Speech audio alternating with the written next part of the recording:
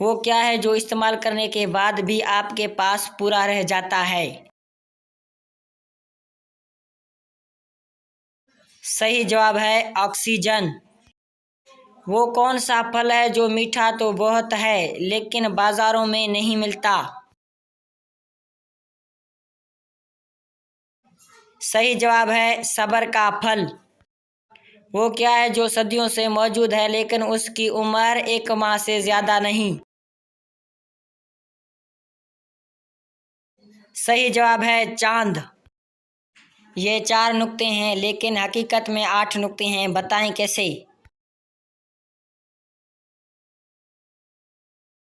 सही जवाब है जो हकीकत लफ्ज़ है उसमें 8 नुक्ते हैं। वो कौन सी सवारी है जिसके ड्राइवर 4 और मुसाफिर एक ही है?